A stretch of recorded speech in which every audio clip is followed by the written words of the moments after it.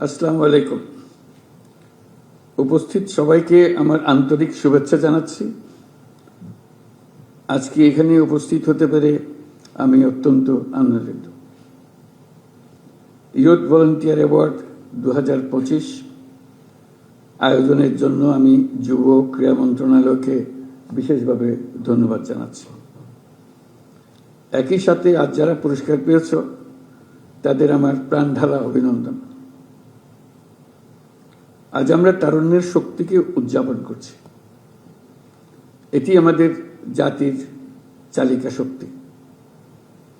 আমি দৃঢ়ভাবে বিশ্বাস করি, যখন একটি দেশের যুব সমাজ সক্রিয় থাকে, উদ্যমী এবং উদ্ভাবনী শক্তিতে বলীয়ান হয়, তখন কোনো প্রতিবন্ধকতাই তাদের অগ্রযাত্রাকে থামিয়ে রাখতে পারে না। আমাদের তরুণদের উদ্ভাবনী শক্তি আজ কেবল শিক্ষাক্ষেত্রেই সীমাবদ্ধ নেই। তরুণরা স্বাস্থ্যসেবা, পরিবেশ সুরক্ষা, দারিদ্র্য বিমোচন এবং সামাজিক ন্যায় বিচার প্রতিষ্ঠায়ও অগ্রণী ভূমিকা পালন করছে। এই তরুণরাই 24-এর গণ-অভ্যুত্থানের নেতৃত্ব দিয়েছে। তরুণরাই যুগে যুগে এই দেশের ইতিহাস রচনা করেছে। আমাদের চলার পথে প্রতিনিয়ত নতুন নতুন চ্যালেঞ্জ আসবে। কখনো তা জনস্বাস্থ্যের সংকট, কখনো শিক্ষার অপর্যাপ্ত সুযোগ, আর কখনো পরিবেশগত বিপর্যয়। কিন্তু চ্যালেঞ্জগুলো নিয়ে হতাশ না হয়ে বরং এগুলোকে আমাদের নিজস্ব শক্তি দিয়ে ঐক্যবদ্ধভাবে মোকাবেলা করতে হবে। আশা করি এই কাজেও আমাদের তরুণরা নেতৃত্ব দেবে। স্বেচ্ছাসেবা কেবল আত্মমানবতার কল্যাণেই সীমাবদ্ধ নয়। এটি আত্ম উন্নয়ন, চরিত্র গঠন এবং নেতৃত্বের গুণাবলী বিকাশের এক আদর্শ মাধ্যম। আমরা চাই আমাদের তরুণরা কেবল স্বেচ্ছাসেবক হিসেবেই থেমে থাকবে না, সমাজের নীতি নির্ধারক, উদ্ভাবক এবং পরিবর্তনের স্থপতি হিসেবে নিজেদের তুলে ধরবে।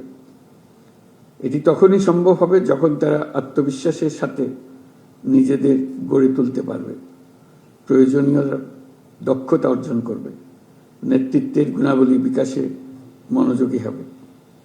আজকের এই পুরস্কার কেবল একটি স্বীকৃতি নয়, এটি তোমাদের জন্য একটা উদাত্ত আহ্বান।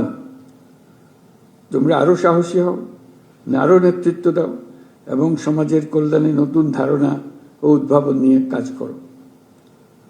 সমাজের প্রতিটি ক্ষেত্রে তোমাদের সক্রিয় অংশগ্রহণ অনেক ইতিবাচক পরিবর্তন আনতে পারে। স্বাস্থ্য খাতে তোমাদের একটি ক্ষুদ্র উদ্যোগ হাজারো শিশুকে রোগমুক্ত রাখতে পারে। শিক্ষাক্ষেত্রে তোমাদের সামান্য প্রচেষ্টা দেশের শিক্ষার মানকে বহুদূর এগিয়ে নিয়ে যেতে পারে। পরিবেশ রক্ষায় তোমাদের সম্মিলিত প্রয়াস আমাদের ভবিষ্যৎ প্রজন্মের জন্য একটি নিরাপদ ও সবুজ পৃথিবী নিশ্চিত করতে পারে। মনে রাখবে, তোমাদের প্রতিটি ছোট ছোট প্রচেষ্টাই দেশের জন্য মস্ত বড় অর্জনের পথ তৈরি করবে। আমি জানি, স্বেচ্ছাসেবা বা যে কোনো মহৎ উদ্যোগের পথ মসৃণ নয়। সময়, অর্থ এবং মানসিক চাপে বহুবিধ চ্যালেঞ্জ সৃষ্টি করে। এর মধ্যে দিয়েই আমাদের ধৈর্য, সহনশীলতা ও নেতৃত্বের মতো মহৎ গুণাবলী অর্জন করে নিতে হবে।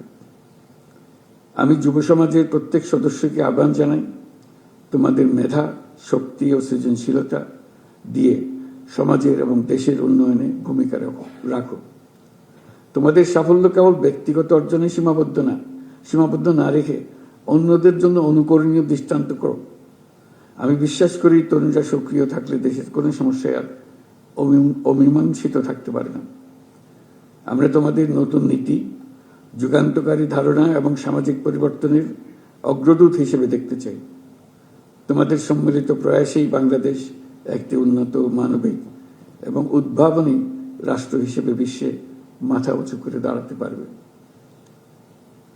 তোমাদেরকে আবারও অভিনন্দন জানাচ্ছি আমার পক্ষ থেকে এবং রাষ্ট্রের পক্ষ থেকে, দেশের সকলের পক্ষ থেকে। মহান আল্লাহ আমাদের সহায় হন। আল্লাহ হাফিজ।